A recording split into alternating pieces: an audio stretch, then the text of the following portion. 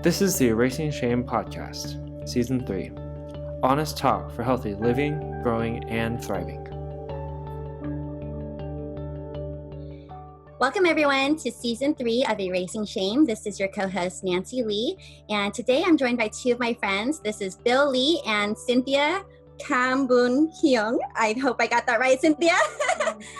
These are two of my friends here from San Diego, and they do represent the Laotian community here in San Diego. And I'd like to continue this episode and really highlighting more of the voices of Southeast Asian experiences around shame and community, and be able to really explore more of the invisible voices of what it's like to be an Asian, more or less a minority community group here in the U.S. So first of all, let me have Bill introduce yourself to the audience. Feel free to share a little bit about the work that you're involved in, Bill, and you're interested in sharing about your experiences with shame. Hi everyone, my name is Bill and my last name is Lee, and you can call me Billy. I identify with both identities. With the Lao community and my Lao identity, I represent just the first generation experience in addition to my mom being first generation here in the United States.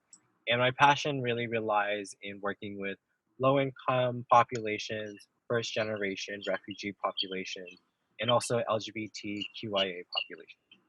And that's me. Thanks, Bill. And then Cynthia, we went to high school together, so I'm so grateful to still have you in my life, and we get to continue to connect over a lot of the work that we get to do in the nonprofit space and being in HR, because she's also in HR. But Cynthia, do you want to introduce yourself real quick to our audience? Yeah, sure. I'm Cynthia Khambounheuang, and I am the second generation Laotian American and first generation American born. And I have a background in human resources, been in human resources for about 13 years, and I've been experiencing nonprofits as well, and absolutely enjoy it.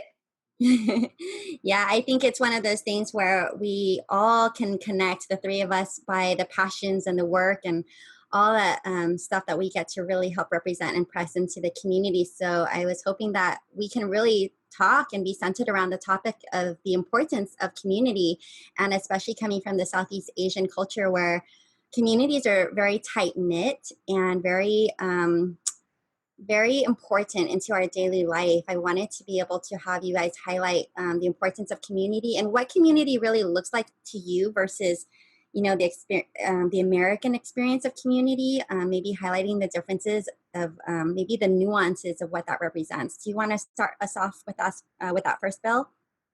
Sure. So my idea of community, especially with the Lao community specifically, I believe about 60-70% of the Laotian community is Buddhist representative for religion. So a lot of the community spaces that have developed are in temples, but in addition to that, I also work with the San Diego Asian Youth Organization, which worked under the San Diego Police Department, and that also works within the Southeast Asian community as well. So there's two parts to each side. Yeah, and what about growing up with the Laotian community for you, Bill? Were you feeling very connected to it? Was it really something that you kind of felt separate from, or how involved were you? Because I do know that you were Mr. Laotian, Mr. Lao in 2016. My involvement really started in high school with the San Diego Asian Youth Organization. In addition to being in high school, I had 2 Asian clubs that I attended. So that for me was community. So having a space where other first generation students can connect together and understand the Asian diaspora and assimilating to Western cultures in addition to navigating the school system. So that's how I kind of found community. And also, aside from now, for the community, there's like Lao boat races, there's New Year's parade and New Year's celebrations to be planned for. So there's spaces within communities that is always planning for new things to be growing in the community. Yeah, that's where I stand at the moment. Awesome. And Cynthia, do you want to share about your experience with that and the importance of having community in your life, especially coming from the Laotian community? Yeah, of course. So when I was growing up, the community aspect of being Lao was a little bit challenging for me because I have a pretty unique experience, I would say. Like Bill had mentioned, most Lao people are Buddhist, and I grew up a Catholic. And my parents, they were converted. Great aunt were converted back in the homeland, and so growing up, it was just, masses and all of that. And I really couldn't connect to my culture much, and the connection to my culture was really through just food and language. And so it was later on in life that I was able to truly connect to my roots. But it's a long story. But for me, it was definitely a unique experience. I did feel that, I was lacking in the support from my community because of the fact that I was Catholic. And there were, I had experiences where, I was told that I wasn't real Lao, like I wasn't a real Lao person because, I wasn't Buddhist. So, there's definitely, you know, um, some challenges there. Yeah. And I think that just goes to show like the experience of us being Southeast Asians and being the first American born generation. Um, because all of us are just trying to find our identity here and our uniqueness, and anything that kind of deviates from the group norm, it really feels like we're on this journey on our own, like you said, like not sticking to and conforming to the cultural roots of religion in this example really felt isolating for you and for myself. For me, diving down the path of entrepreneurship and even as a Christian and a lot of other things as well, I think there's a lot to be said about the importance of having community, but the way that our parents learned it worked for them, but here for us being first generation American born, it doesn't always work for us the same way. Um, can you guys actually share a little bit about the history of Laotians coming to America? Because I don't know the whole story of assimilation and what that journey was. I do know that a lot of the stories of the Southeast Asians coming to the US were all kind of tied together from the Vietnam War, the Khmer Rouge, and the genocide. Even over in Burma and Myanmar now, there's still mass killings and genocide. But there's this history that I feel like most people are not really aware of when they think about the Southeast Asian stories of the Laotian community. So I don't know if you guys feel qualified or equipped, but feel free to share what you do know, because anything would be great right now. I have no idea how that whole assimilation process happened.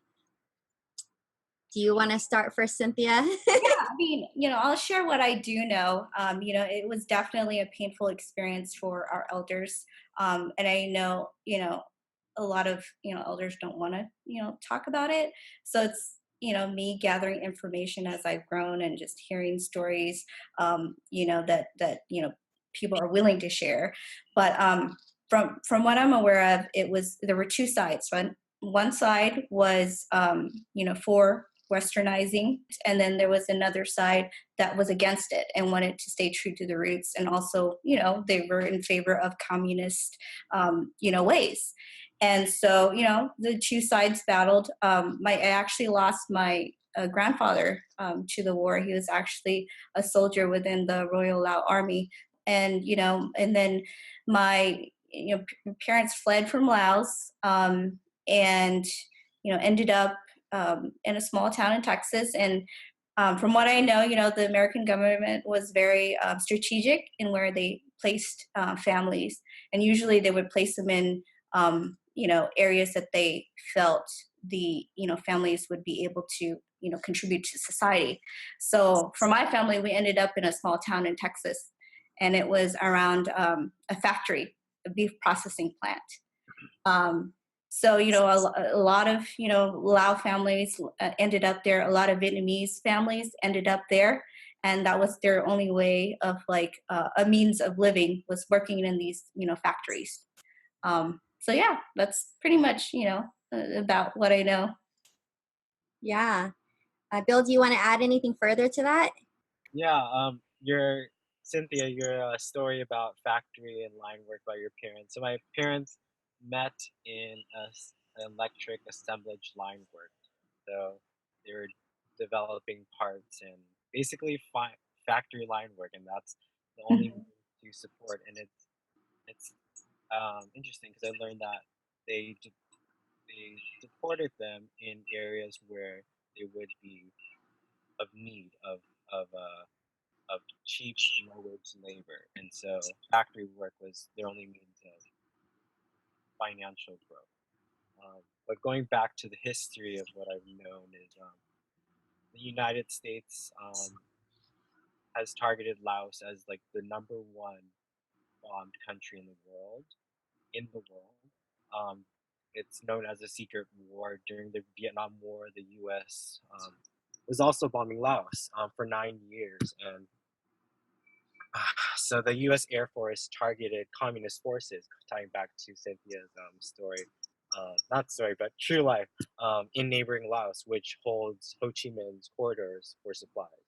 And so the intersections between my identity of Vietnamese and also Laotian kind of play between land and distribution land. So for 9 years, 2 million tons of bombs were dropped, and they are still trying to detonate, or I don't know the term, but put down the bombs and still trying to find them. And Laos is a very mountainous area, therefore it's very hard to find the bombs and identify them. People are still getting hurt to this day. And so going back to the assimilating and going back to going into the United States and fleeing from Laos to the United States. So it looks like we lost Bill on the audio, on the video, but I am able to get him on the audio, so we'll be able to do it this way. Bear with us. Hopefully you guys can hear him okay, but we do have him on speaker. So Bill, can you share about the history of what you know about the assimilation process and the history of the Laotian experience coming to America? The history that I know so far is about the secret war that happened during the Vietnam War. The U.S. was also bombing Laos. So for 9 years, the U.S. Air Force targeted communist forces in neighboring Laos, which holds Ho Chi Minh's corridors for supplies. And for 9 years, 2 million tons of bombs were dropped in Laos every 8 minutes, 24 hours a day for 9 years. And so the idea of memory was a part of my mom's history, and not being able to remember her birth date and assimilating to Western culture and trying to figure out how to live her life. And so she came down during high school, and she met my dad also in a factory line work assemblage for electronics. And so connecting with Cynthia's story about factory line work as a means of financial gain in climbing up the social capital of wealth in the United States. Okay, so it sounds like there was a lot of factory work. Would that be the same you think here in San Diego and Texas and all the other cities? I would agree, yes. Yeah, Cynthia? Yeah, I would definitely agree. There was a process in place. I wish there was another process after that. What I found in my community is that a lot of communities get lost in that cycle where they're put into this place and they can't get out of it. It's like, okay, give us a means to make a living, but then how do we get out of here? How do we move forward? How do we climb up?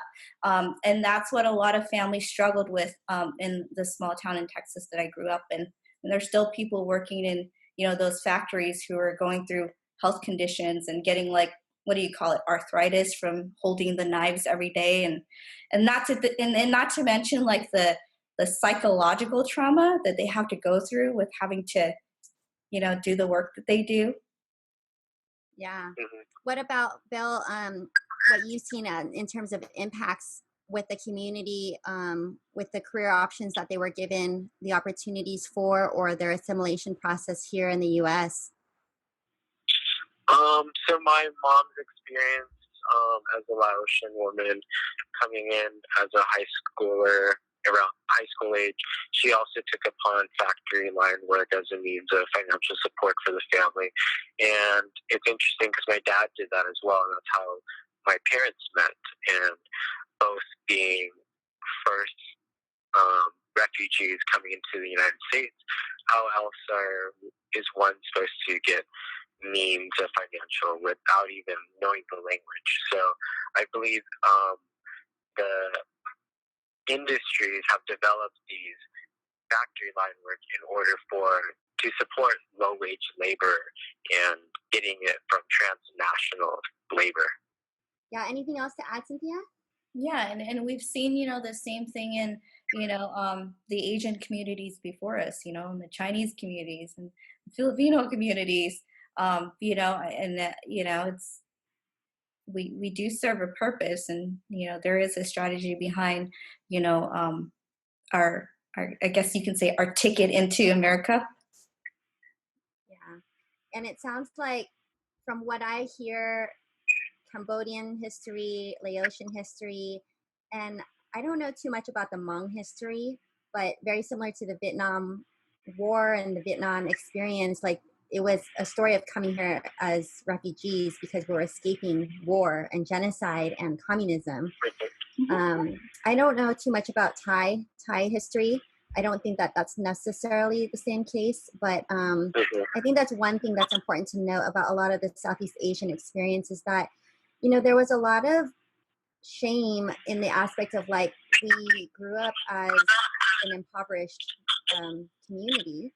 And so sometimes when it gets blended in with the rest of the Asian model minority and you're being compared to, Asians from China that have been here, 5 generations past, the stories are very different. And so I did want to highlight the differences there.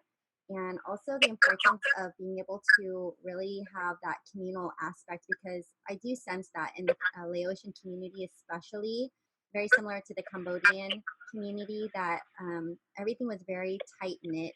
And then there was a deep sense of belonging to one another through the tragedy, through the pain, and through being able to survive and help each other grow. Yeah, and it sounds like you guys had your parents meet and stuff like that, so that's kind of cute.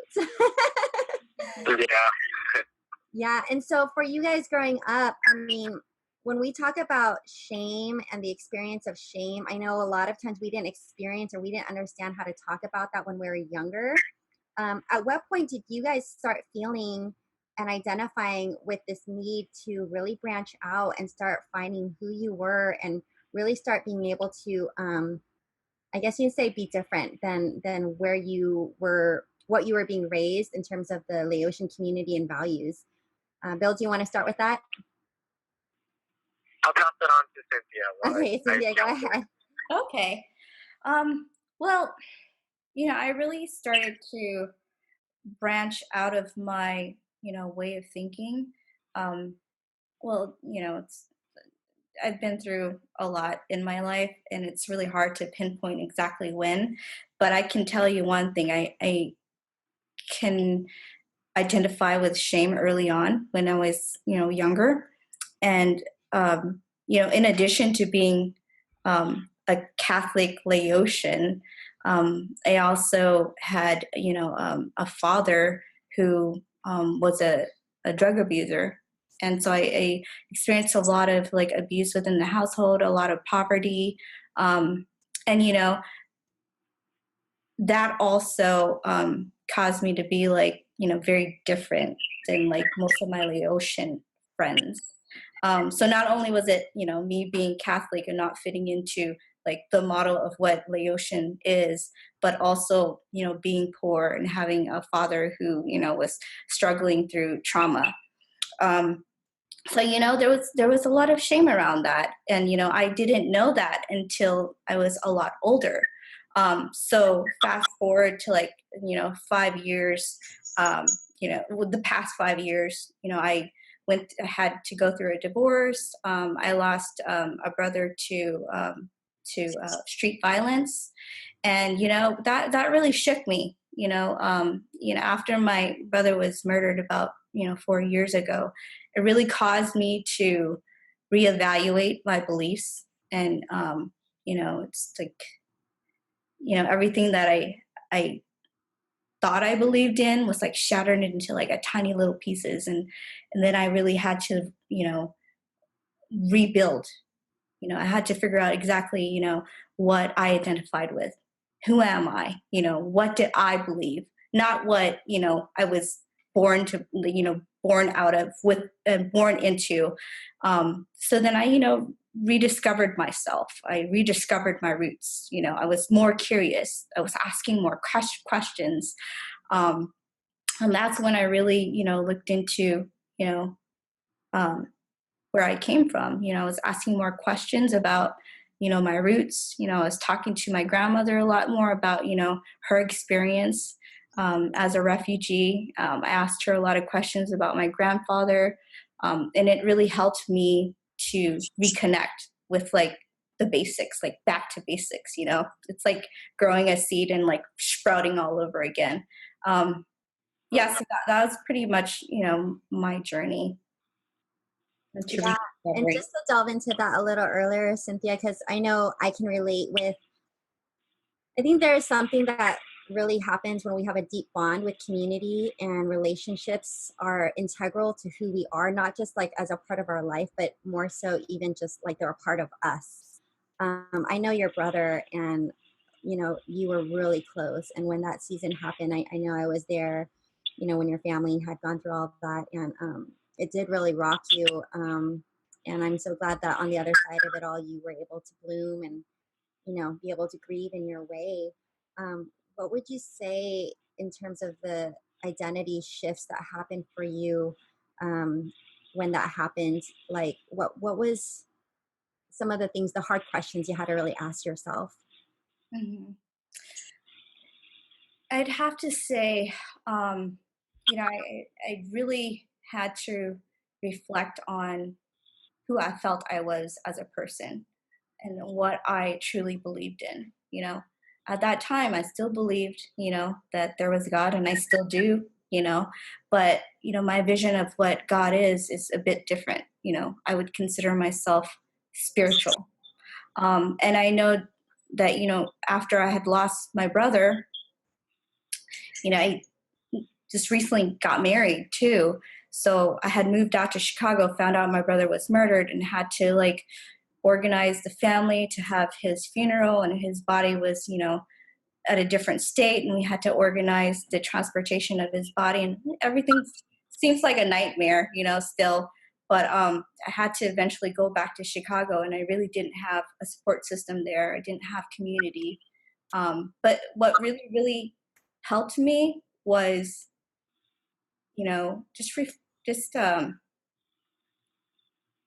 one is, finding time for myself, and just self-reflection, and finding things that brought peace to my life.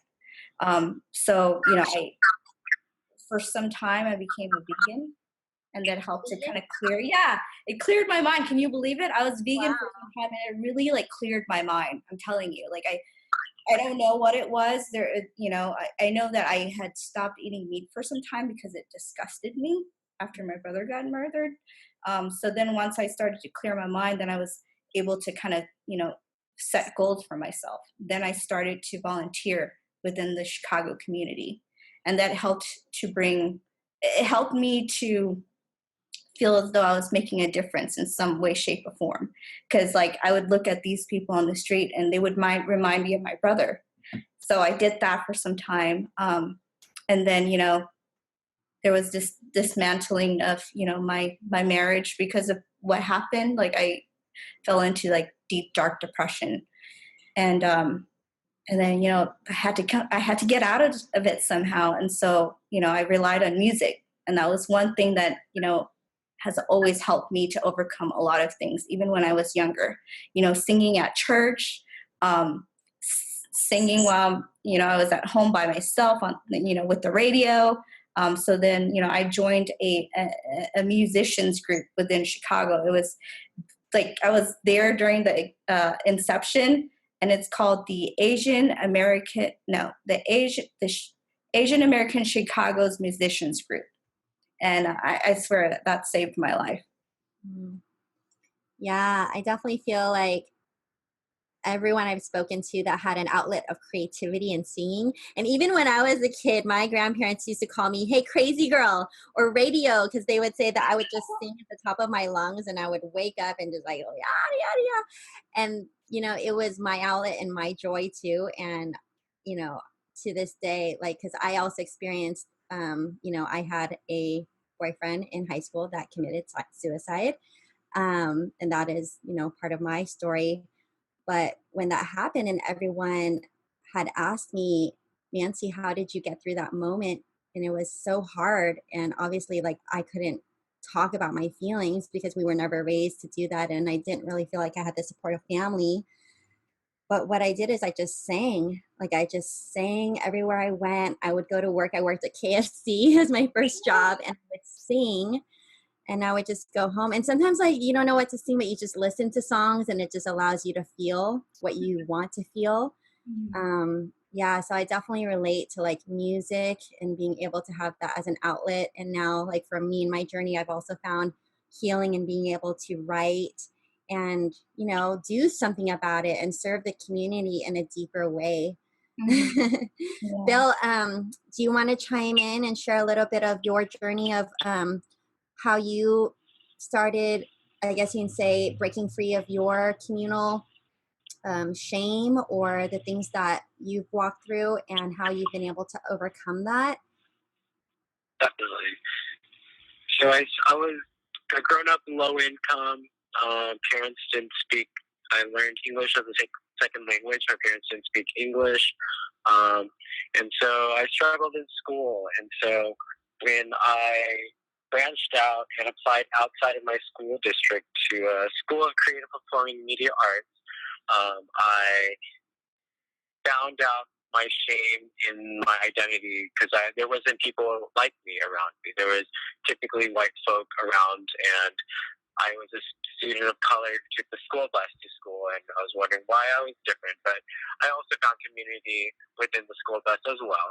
However, identifying being low income, getting free and reduced lunch, applying for bus, and getting out of my town for a higher education, I really understood about my shame. And from that point on, I went to the University of California, San Diego, and majored in critical gender studies, which really helped me identify institutions of systems of oppression for minority and people of color and how oppression works and power dynamics. And so I really found my narrative, my voice, and my power to be able to look at my identity and appreciate all the intersections of my identity that create who I am.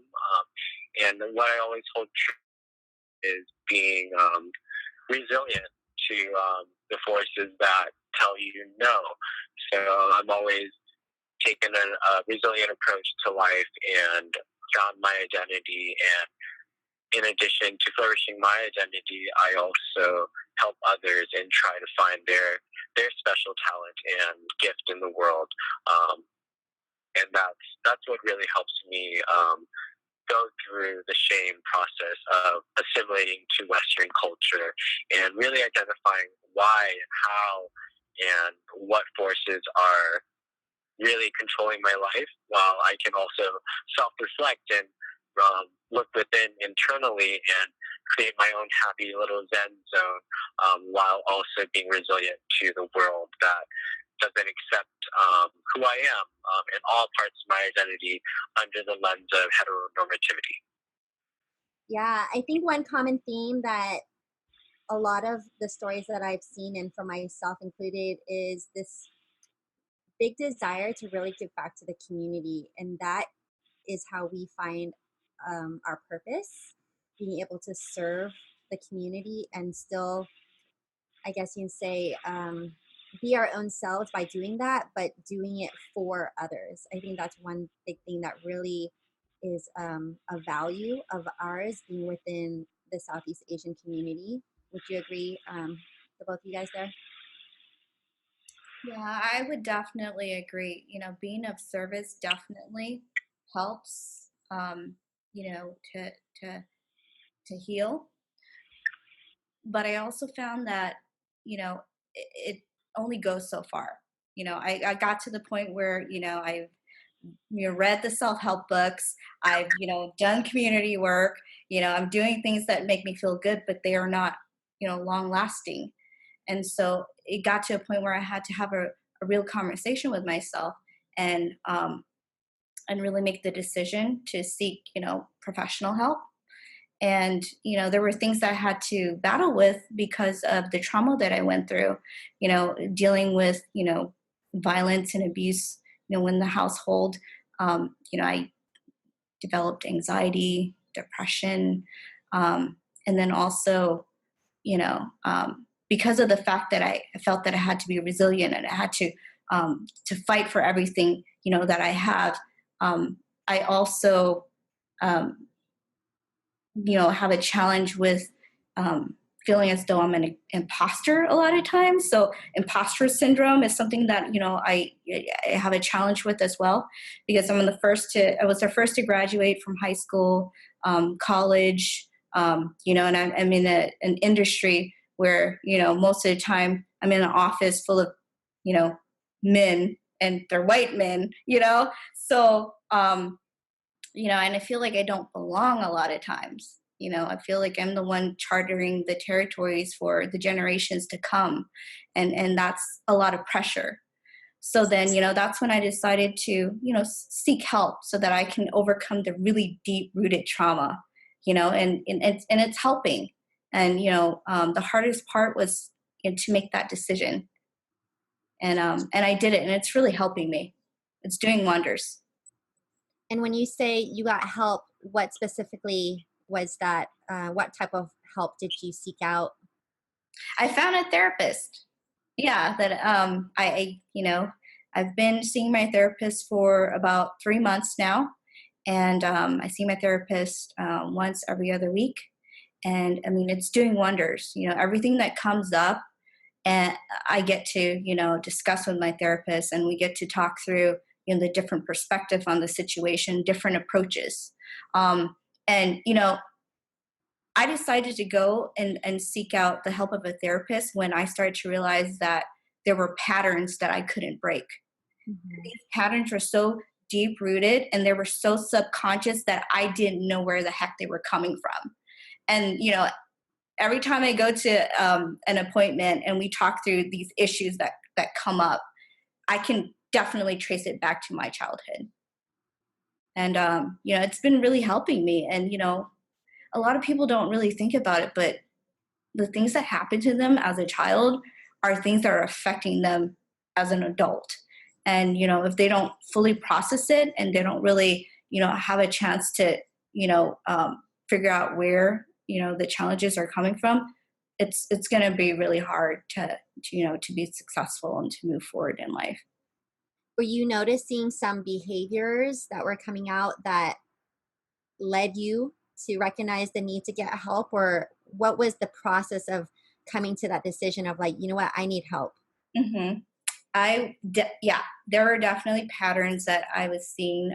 One of which is romantic relationships. You know, because like your father is like the first man that you ever fall in love with, and he set the bar really low. So I was finding myself in relationships that weren't really serving me, and you know, and also because I had to always be in the survival mode when I was growing up, I really embodied the masculine aspect of myself. And so I wasn't really tapping into the nurturing side of me. So I noticed too, like when I interact with people, you know, and I think it's a lot of this, you know, applies to most Asians too, because their parents have gone through trauma and they're not very warm. I'm not comfortable with like hugs. And I notice a lot of Asian I'll hug you. a lot of like Asian people aren't that way because like parents don't express themselves in that way. And I don't know if it's the trauma that they've been through, but yeah, that's something that I struggle with is like, you know, like my nurturing side. So I'm like exploring that more with my therapist. Yeah, that's a good point, because even for me, I mean, I'm not close to my dad. I don't really have a relationship with him. And a lot of our culture, the dads are very stern and there's not that tenderness. And therefore, when we think about in America, a lot of our identity comes from the relationship with our father. But if there wasn't that tenderness, then what does that look like in our identity, and how we kind of have to play the role of both, right? The feminine and the masculine side of being able to be our own provider and just getting things done. And like Bill said too, like it's all about resilience, just keep pushing the bar forward and doing whatever it takes. And I'd say that that's one thing that is a strength of being, Southeast Asian and Asian in general. But, there's a lot of grit that's formed, a lot of capacity, a lot of ability to be able to push forward in struggles. I'd say, though, it can only take you so far until at one point you maybe recognize that there is a need for external help. And I have found myself in that season this past year. But being brave enough, courageous enough to say, you know what, I actually need help. I hope that this encourages others that are in that same place, that maybe they're in their room feeling isolated and alone, or in their cubicle every day and it's the same old, or hiding behind the computer and internet and not feeling like they can really be their best self, that there are ways to ask for help and find healing through that process. I know, Bill, that you do a lot of work with facilitating safe spaces, especially for the LGBT community. And I know it's June, which is Pride Month. So that's one of the reasons why I did want to have you share a little bit of what that looks like and the importance, and maybe things that come up for that group of people, and how we can better support and be able to understand and learn about the experiences of that community. Definitely. So I'm taking more of a generalized approach to just the general themes of support groups that I found are pretty universal between all support groups and what the meaning of support groups are. So in the past, I facilitated for the fluid sexuality group, in addition to the pulmonary arterial hypertension support group and the idiopathic pulmonary fibrosis support group. So in a nutshell, support groups is where my passion lies, because building a supportive network, building a community really helps with one's mental health and really cultivating one's identity. And so being able to be in a room where you can say, I'm not alone, is very powerful.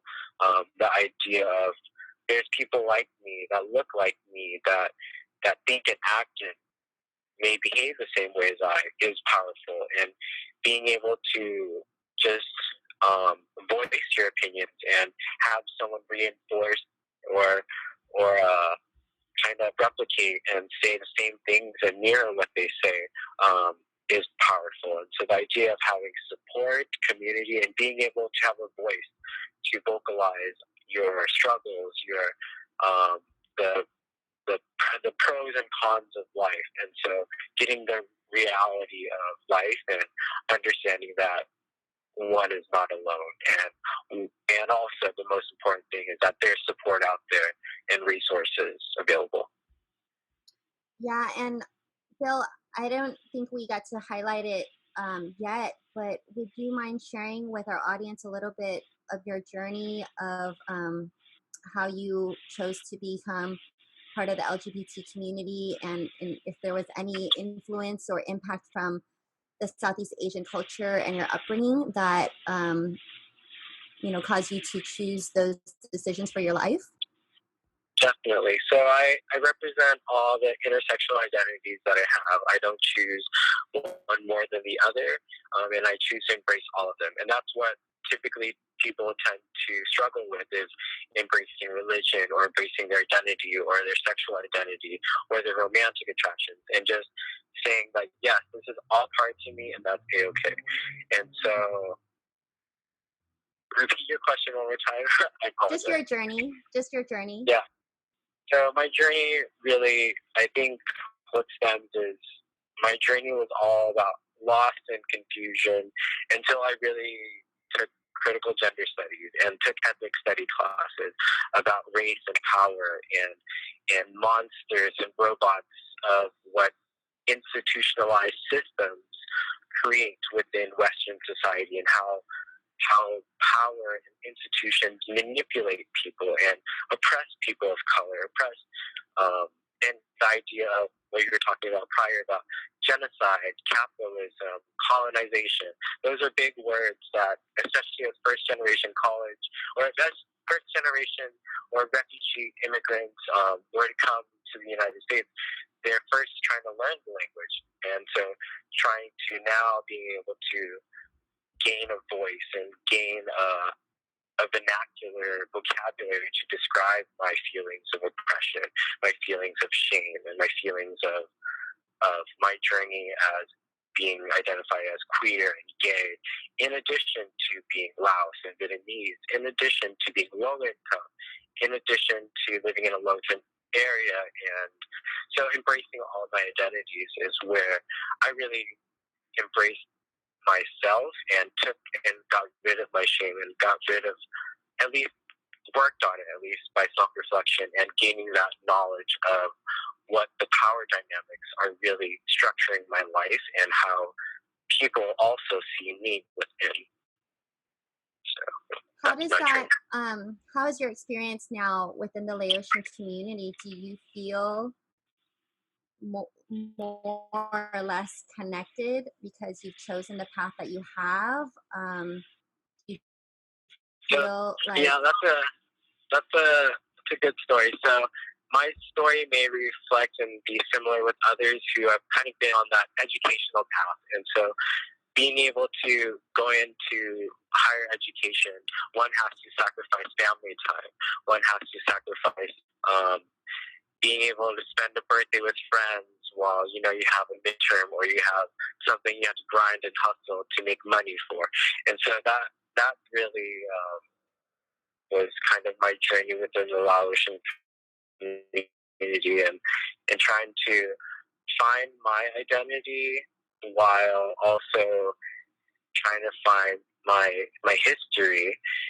And so juggling all the parts, as a 27-year-old still trying to embrace their identity in all parts of their identity, I visited Laos and I try to talk to my mom about the history and her refugee experience and the identity of my grandparents and how they're now residing in Thailand because they had to flee from Laos. So those narratives are really what makes my Laotian community, and being able to attend events like Lao New Year or potlucks or just food in general is what brings community together, in my opinion. Yeah, food is the common ground. Thanks for sharing. Yeah, I think, all of us come from this similar upbringing from our parents' struggle. And I think from what I'm hearing in my experience, as well as what you guys have shared, is it's really before we can move forward in truly understanding who we are, we've got to take a moment to take a pause and go backwards to understand where the stories of our parents' lives fit in, so that we can really fit in the pieces. And then also like the process of coming to America and their story, their struggle, their journey. And then once we understand more of our the world around us, then it allows us to find our place here so that we can grow and flourish, and then kind of have all the shackles free of just feeling like we're in the shadows, but now understanding that we have a clear platform to stand on and a clear sense of, the direction and the opportunities that are given to us. Would you guys agree with that as well? Definitely. Yeah, I would definitely agree with that. And platforms like this, where we can talk about our experiences and connect, I think that's very, very important. I remember for the longest where, we were hesitant coming forward, and we were hesitant to share experiences. And, I think that's what holds us back from really flourishing. Yeah. So for so long, because we haven't had platforms to talk about the Asian American experience, I think we can all agree, we probably all felt what we felt, and it was all the same, but we're feeling that we were alone in it. And the importance of, like Bill said, having support groups, feeling like you're not alone, having other people to share your story. Man, there's just so much power and empowerment through that, to be able to know that, man, we're all on this journey together. And, how can we just better support one another? Because it's not easy. There's a lot of identity challenges. There's a lot of conflicting values growing up within the rules of our parents, and then being in America. And, I think we're just all on this journey trying to figure it out, but it's exactly where we need to be, and it's okay. And I think that's the message, is it's okay, and it's okay to get help. So just to kind of round off our conversations, though, besides singing, you said you did a little bit of poetry, Cynthia. Was there anything else that you really wanted to share that helped you in your journey, as well as, to encourage other people to be able to start exploring for themselves, or to help give them the courage to be able to do that? Yeah. My advice would be, from my experiences, is just to keep moving forward. I mean, life is such, we're always going to be going through some challenges, but the challenges are what builds our character. And I would say, don't give up, keep pushing forward. And, education was, a huge catapult to, pushing me out of like the darkness. And it gave me so many opportunities that my parents didn't have.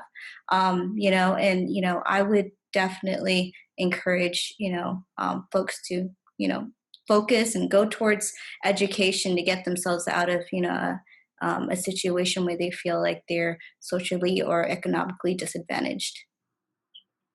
And Bill, do you have anything to add to that for yourself? Definitely, I agree on the educational part. I know a lot of Asian minority stereotypes states like, don't always get an education, but education is super important for me at least, to find a voice and to be able to express myself. And I also found my expression through the arts, and I was a dancer throughout high school, and I really found expression of anger and my hyperactivity to really flow through dance and to be able to express myself. And that's where I found my niche into expressing myself, and also getting rid of any anxieties or shame or hard days I felt. Yeah, I heard you were a dancer. I'll have to watch one of your old videos or something. I'll show you in person. Yeah. And also, you have to tell us about how you ended up becoming Mr. Lao in 2016, because I didn't know you back then. And I know every year there's the Laotian New Year Festival, just like, Vietnamese New Year and Cambodian New Year. Every community has their own. So, yeah, share with us how that came to be, and your desire to even enter the competition. So it's interesting because I do have a pretty, I would say I have a couple of Lao friends, which know a lot of other Lao friends, and also my mom is involved with the community, working in the temples and also volunteering her time and praying as well.